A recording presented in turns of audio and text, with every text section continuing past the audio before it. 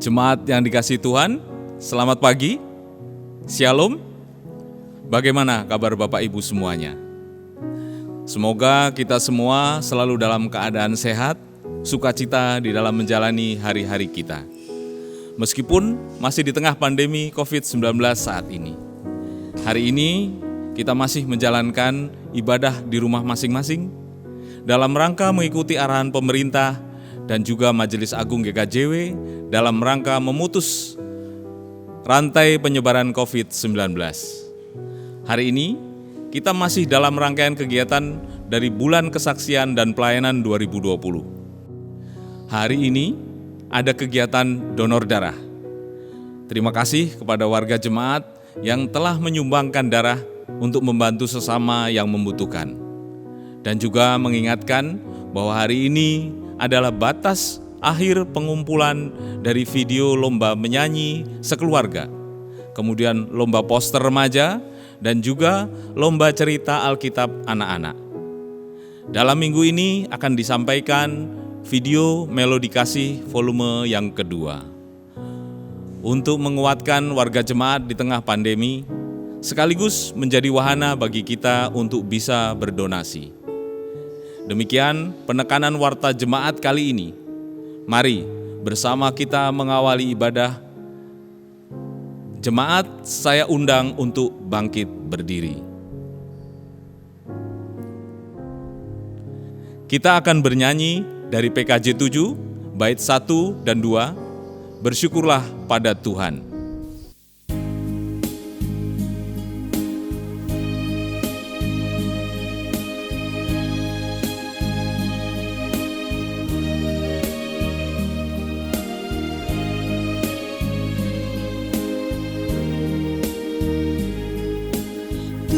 Bersyukurlah pada Tuhan, serukanlah namanya, bernyanyilah bagi Tuhan, mari bermazmurlah. Pujilah Tuhan hai jiwaku, pujilah namanya. Aku hendak bernyanyi seumur hidupku.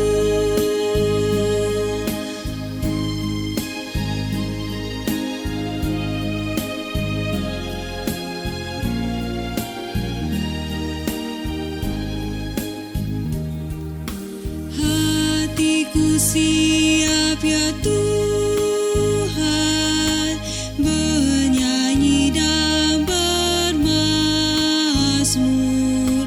karena Engkau maha baik, setia dan benar. Pujilah Tuhan hai jiwaku, pujilah namanya. Aku hendak bernyanyi seumur hidupku.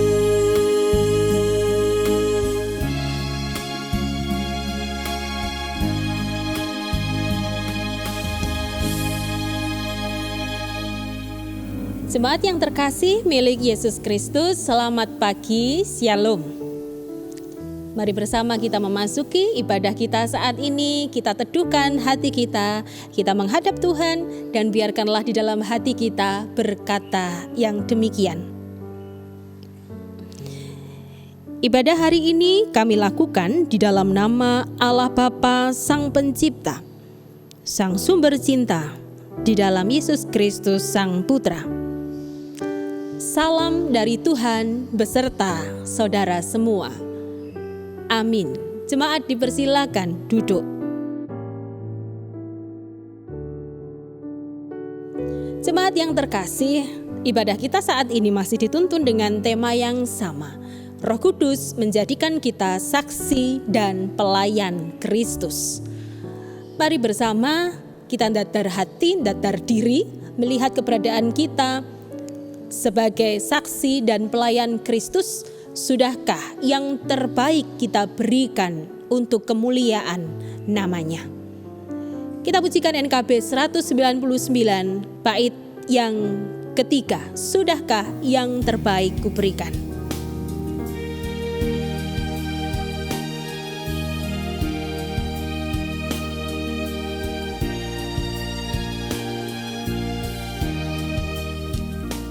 Telah ku perhatikan sesama, atau ku biarkan tegar.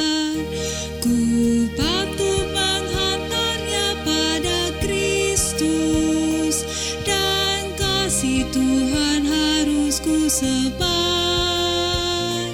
Berapa yang terhilang telah ku cari, dan ku lepaskan yang terbelenggu. Sudahkah yang terbaik ku berikan kepada Yesus Tuhanku?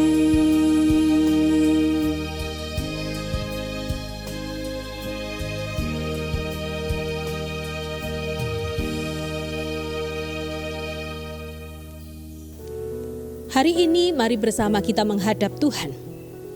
Mari kita mengakui segala kelemahan, bahwasanya dalam kita menjalani hidup ada kekurangan, dosa, pelanggaran yang sering kita lakukan.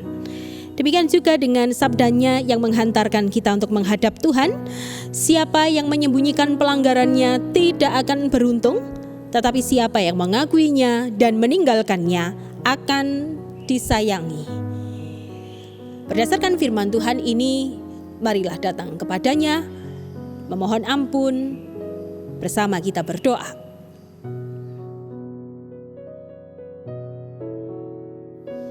Allah Bapa kami yang bertata dalam kerajaan surga, Allah yang lekat dekat membersamai setiap jangka hidup kami. Kami mengucapkan syukur pada hari ini Engkau masih memberikan waktu kesempatan kepada kami untuk berbakti kepadamu di rumah kami masing-masing. Kami bersyukur karena Engkau masih memberikan kesempatan kepada kami juga untuk dapat membawa kehidupan kami kepada Tuhan sebagai persembahan. Namun Tuhan, kami belum mampu untuk mempersembahkan hidup kami ini dengan seutuhnya. Karena nyatanya dalam perjalanan hidup kami masih banyak titik-titik noda celah, kelemahan, kekurangan, di mana kami masih sering kali lalai untuk melakukan firman-Mu. Oleh karena rupa-rupa kesukaran kami menjadi enggan untuk melakukan sabda-Mu, dan kami menjadi pribadi-pribadi yang tidak tahu arah. Oleh karena itu ya Bapa, hari ini kami mengakui segala kelemahan kami ini. Kami orang yang berdosa, kami orang yang penuh dengan kelemahan. Dan oleh sebab itu ya Bapa, pengampunan-Mu yang besar inilah yang kami rindukan. Juga boleh menjangkau hidup kami, menjangkau hati kami. Sehingga kami boleh kembali menjadi anak-anak yang terkasih dan mendapatkan limpahan kasih sayang dari Allah Bapa di surga. Terpujilah nama-Mu ya Tuhan. Kami sungguh percaya bahwa Tuhan tidak hanya mengampuni, tetapi juga berkenan untuk menuntun langkah kami kembali. Di dalam nama Tuhan Yesus Kristus kami berdoa. Amin.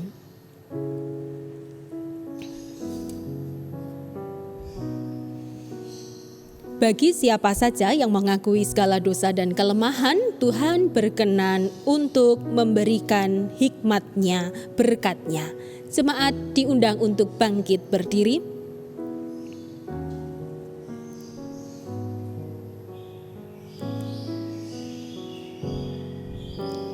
Firman-Nya sebagai berita anugerah bagi kita terambil dari Efesus 1 ayat yang ke-7 demikian. Sebab di dalam Dia dan oleh darah-Nya kita beroleh penebusan, yaitu pengampunan dosa, menurut kekayaan kasih karunia-Nya. Amin. Mari kita sambut berita anugerah yang baru saja kita terima. NKB 34 bait yang pertama. Setiamu Tuhanku tiada bertara, kita pujikan.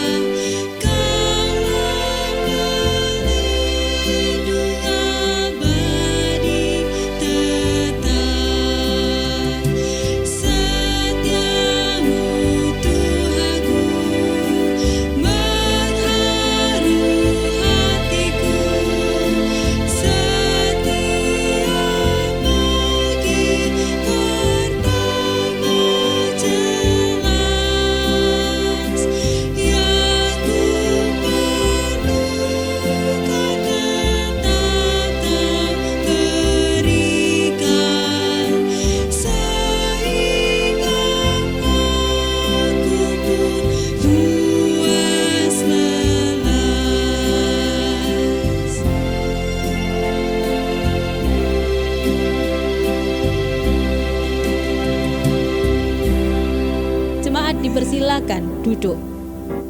Tiba saatnya pada pagi hari ini, bacaan firman Tuhan diambil dari Matius pasal yang ke-9 ayat 35 sampai yang ke-38 dan Matius pasal yang ke-10 ayat 1 sampai yang ke-8.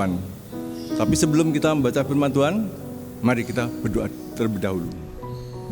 Tuhan Allah, di dalam Yesus Kristus, kami hendak untuk membaca firman-Mu. Mohon mampukanlah kami untuk dapat mengetahui, sehingga firman ini menjadi firman yang hidup.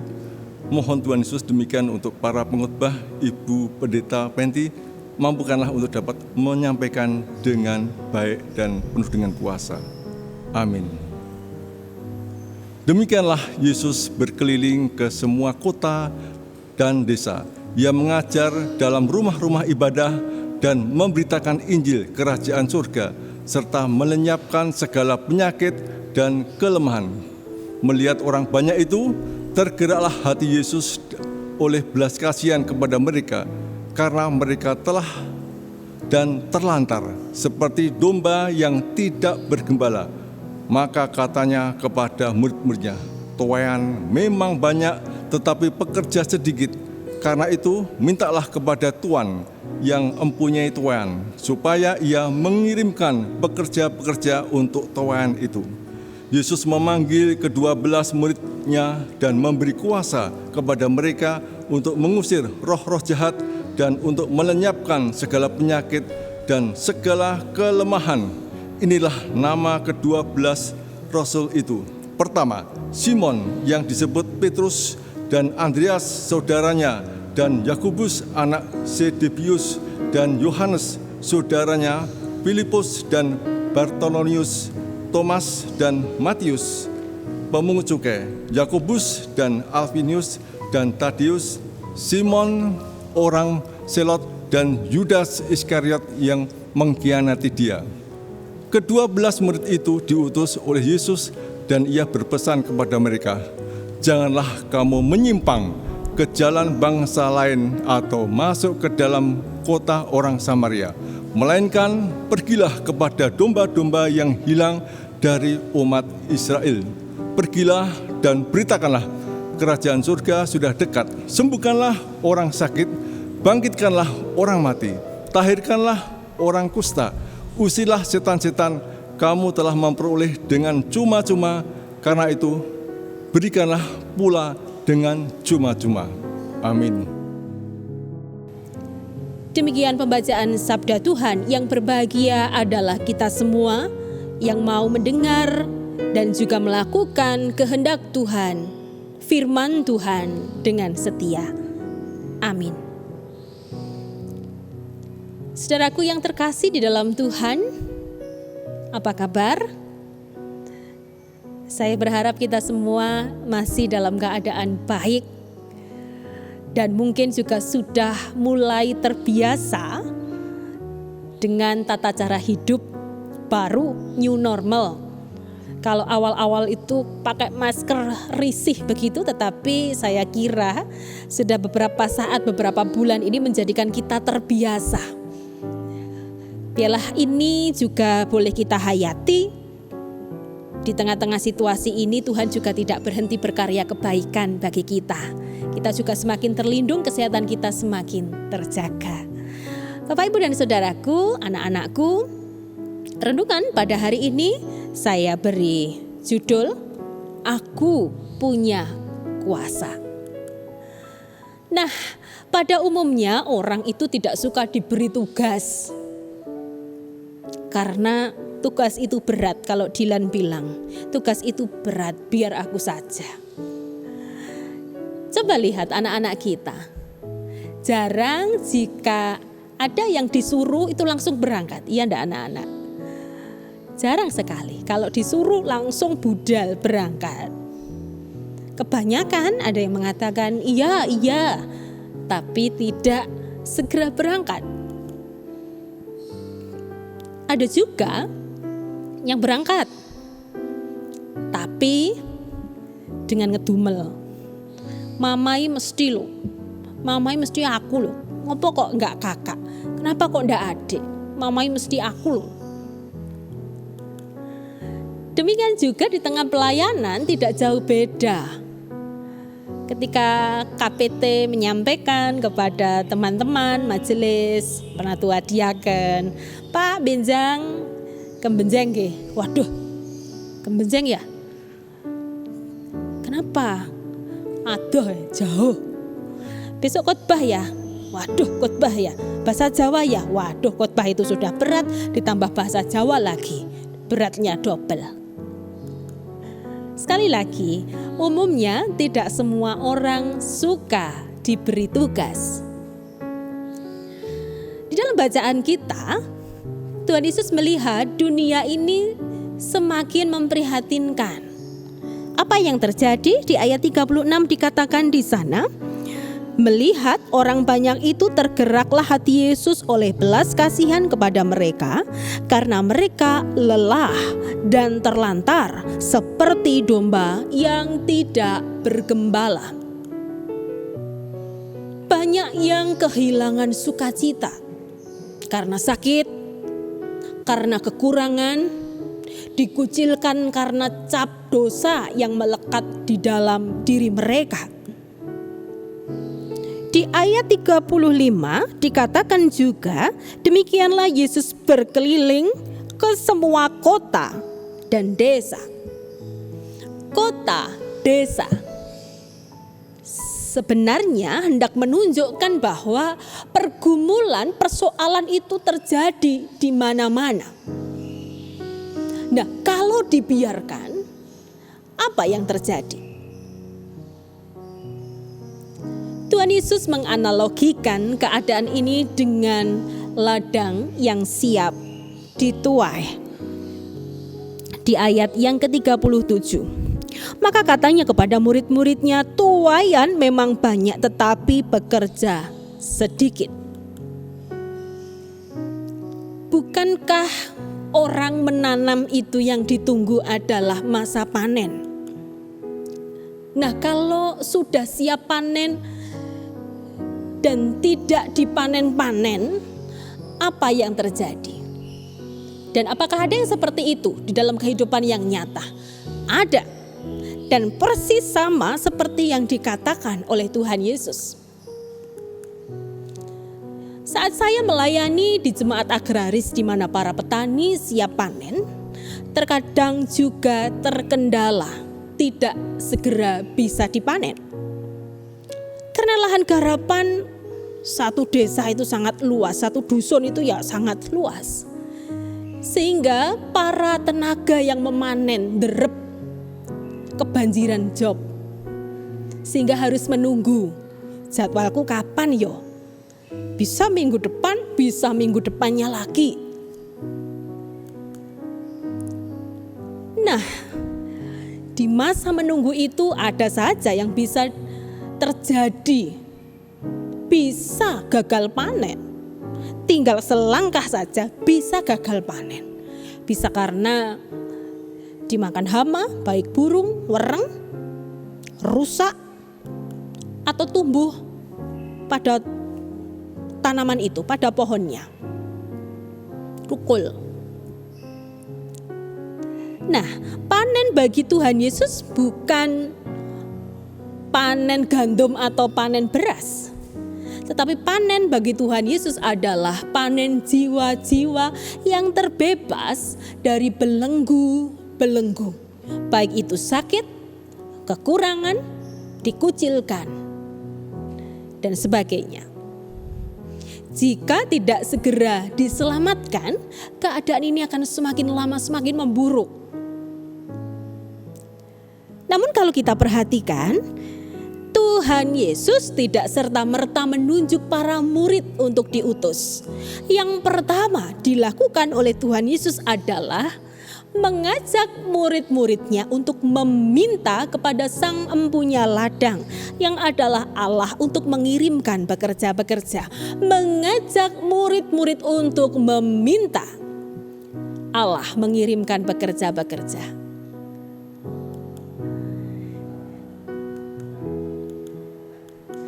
Apa maknanya?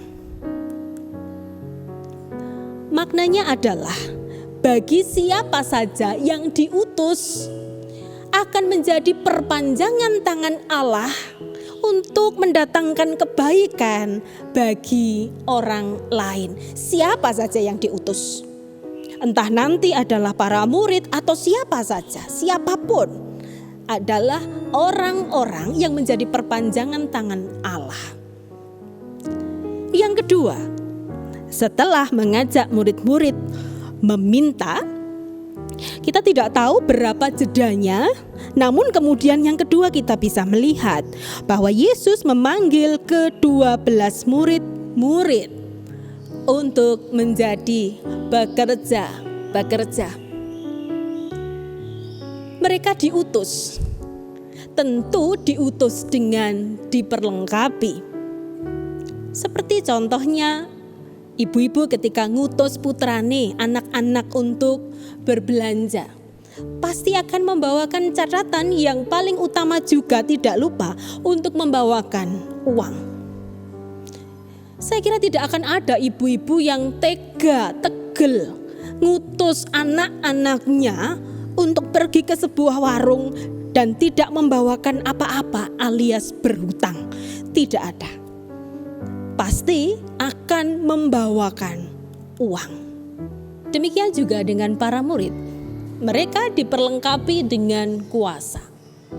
Lalu apa yang dimaksud dengan kuasa di sini?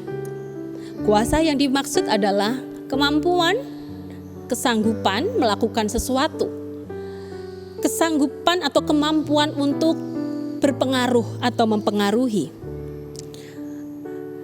Seperti di pasal 10 ayat yang pertama, para murid diperlengkapi dengan kuasa antara lain, kuasa mengusir roh jahat, kuasa melenyapkan penyakit, kuasa melenyapkan kelemahan.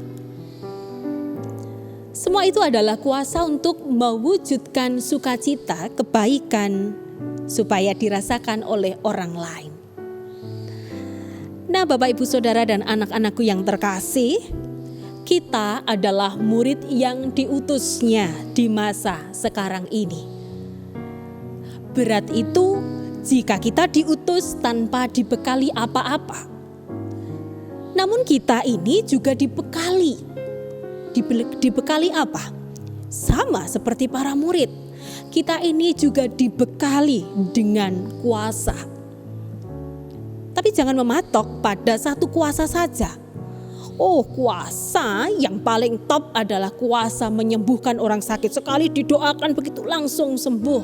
Tidak menutup kemungkinan ada pribadi-pribadi yang mendapatkan karunia kuasa seperti itu dari Tuhan.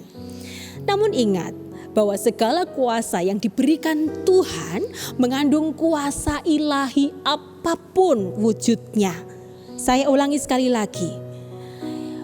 Ingat bahwa segala kuasa yang diberikan Tuhan mengandung kuasa ilahi apapun wujudnya. Roh Kudus berkarya atas kita semua. Salah satu kuasa kemampuan yang diberikan adalah kemampuan untuk mempengaruhi dengan perbuatan baik kita. Saya kira kita semua bisa melakukan itu. Kemampuan untuk mempengaruhi dengan perbuatan baik yang kita lakukan. Kita masih hidup di tengah-tengah pandemi. Bahkan di Surabaya, warna merahnya sudah sangat pekat. Masih dibutuhkan banyak orang-orang yang mau berjuang bersama-sama memerangi virus ini. Mari kita pakai kuasa kemampuan yang Tuhan berikan, kuasa kemampuan untuk mempengaruhi hal baik, kuasa menghibur, kuasa atau kemampuan untuk membantu dan menguatkan orang lain. Mari kita pakai kuasa-kuasa yang telah diberikan Tuhan ini. Bersinergi dengan kuasa atau kemampuan yang diberikan Tuhan kepada orang-orang yang lain, pribadi-pribadi yang lain. Dengan demikian, bukanlah sesuatu hal yang mustahil kita dapat memerangi virus ini dan kembali dalam kehidupan di tengah-tengah kehidupan bersama-sama, baik di keluarga, di jemaat maupun di tengah-tengah masyarakat. Aku berkuasa, Tuhan berikan kemampuan, engkau pun juga sama. Tuhan Yesus memberkati. Amin. Kita mengambil saat teduh.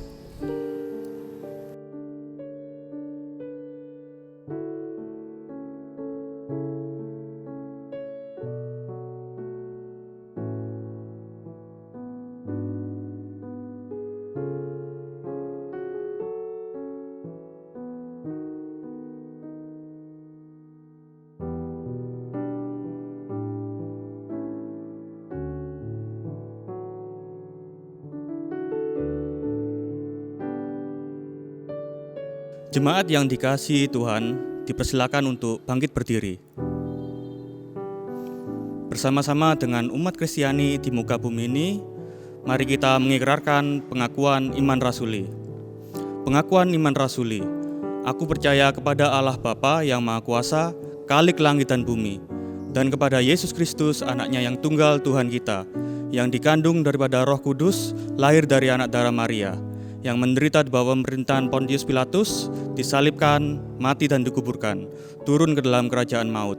Pada hari yang ketiga, bangkit pula dari antara orang mati, naik ke surga, duduk di sebelah kanan Allah Bapa yang Maha Kuasa, dan akan datang dari sana untuk menghakimi orang yang hidup dan yang mati. Aku percaya kepada Roh Kudus, gereja yang kudus dan am, persekutuan orang kudus, pengampunan dosa, kebangkitan daging, dan hidup yang kekal. Amin. Jemaat dipersilakan untuk duduk kembali. Jemaat yang mengasihi dan dikasihi Tuhan, tibalah saatnya kita mengumpulkan persembahan. Adapun firman Tuhan yang mendasari persembahan kita di pagi hari ini terambil dari Matius pasal yang ke-6 ayat yang ke-31 sampai ke-33. Demikian firman Tuhan. Sebab itu, janganlah kamu khawatir dan berkata, apakah yang akan kami makan? Apakah yang akan kami minum? Apakah yang akan kami pakai? Semua itu dicari bangsa-bangsa yang tidak mengenal Allah. Akan tetapi, Bapamu yang di sorga tahu bahwa kamu memerlukan semuanya itu. Tetapi, carilah dahulu kerajaan Allah dan kebenarannya, maka semuanya itu akan ditambahkan kepadamu. Sambil kita mempersembahkan, kita memuji Tuhan dari pujian NKB nomor 133. Kita pujikan bait yang pertama dan yang ketiga. Syukur padamu, ya Allah.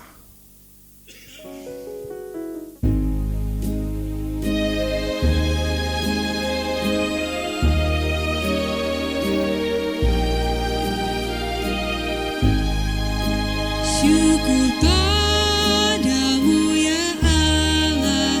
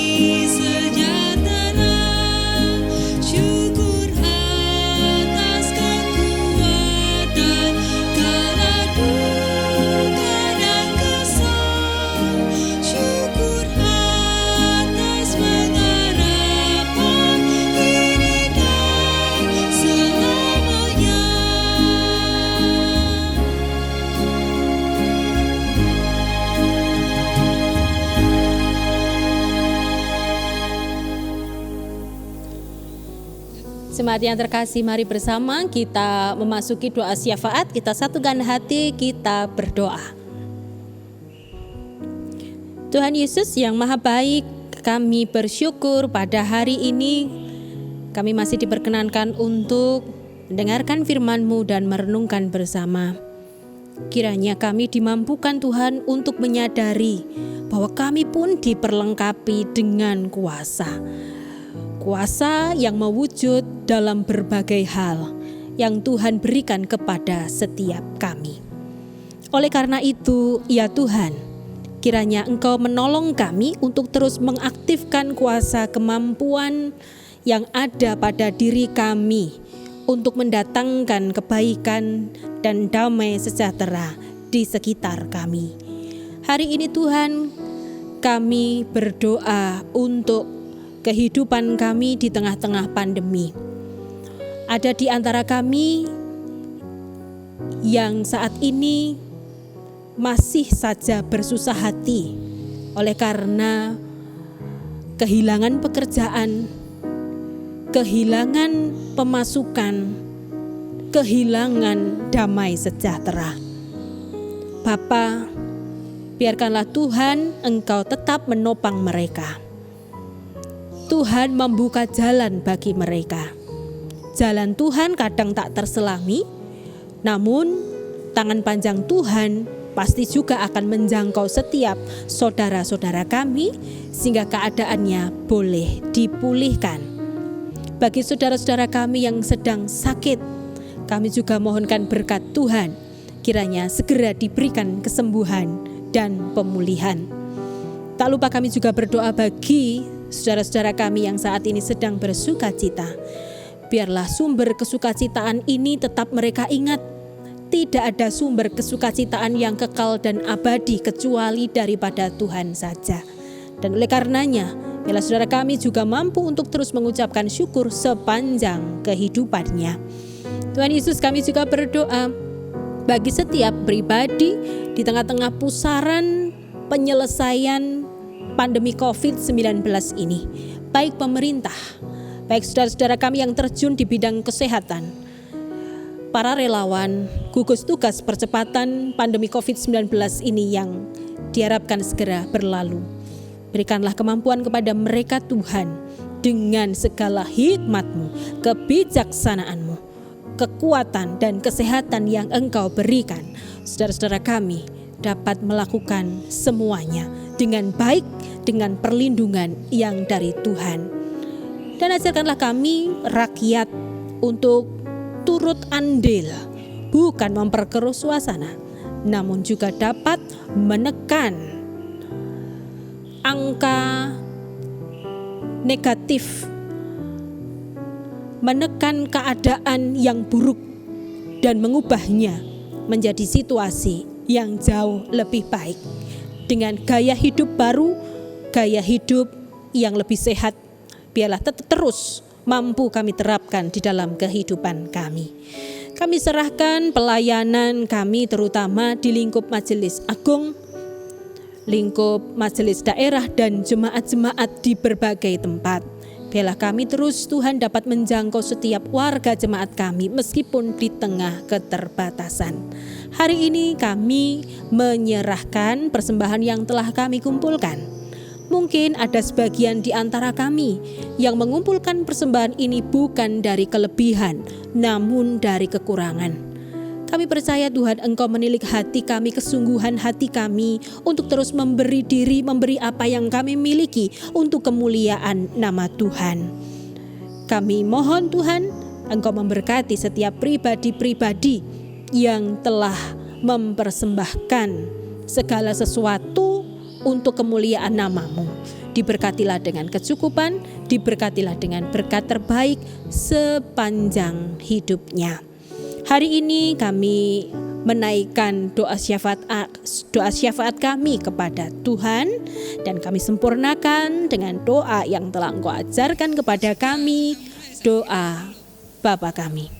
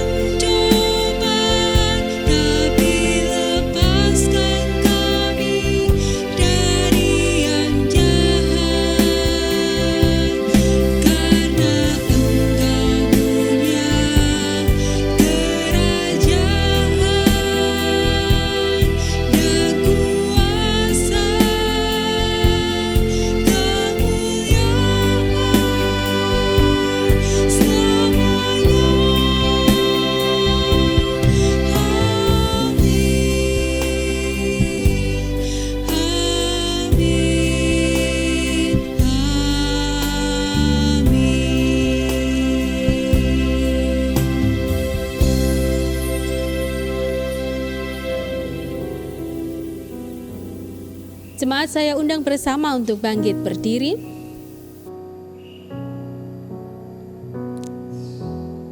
Mari bersama kita mengakhiri ibadah kita saat ini. Ingatlah Sang Empunya Ladang memanggil kita semua. Mari bersama kita mengaktifkan kuasa, kemampuan untuk menyuburkan kebaikan, optimisme, keyakinan kepada semua orang. Kita pujikan Kidung Jemaat 428 bait 1 dan 6, lihatlah sekelilingmu.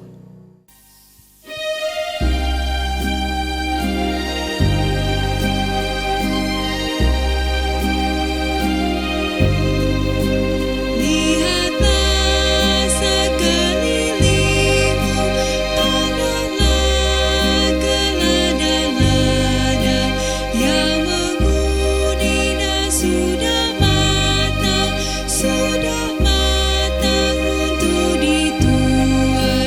Lihatlah sekelilingmu, pandanglah ke ladang-ladang yang menguning dan sudah matang untuk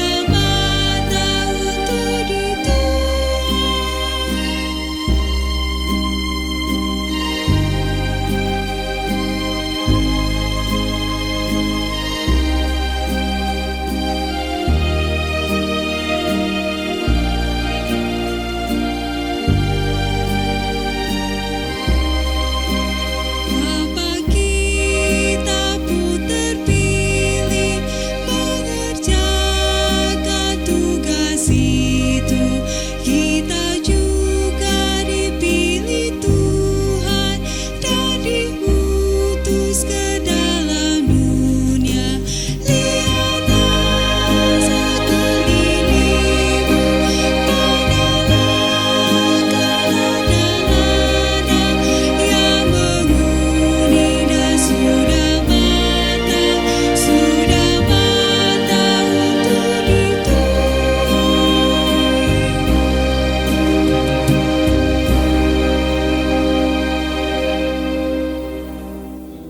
Kita mengakhiri ibadah. Arahkanlah hatimu kepada Tuhan dan terimalah berkat-Nya.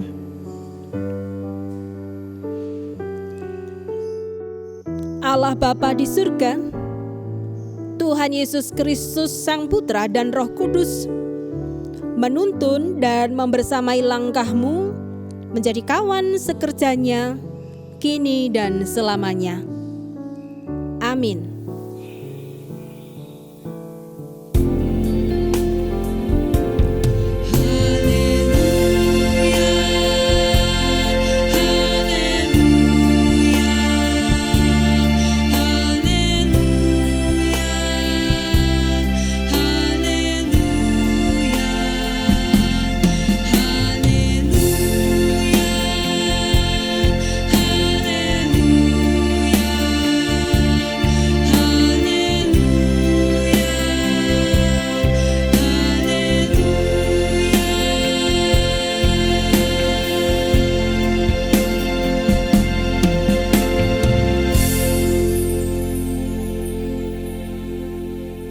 Jemaat dipersilakan duduk.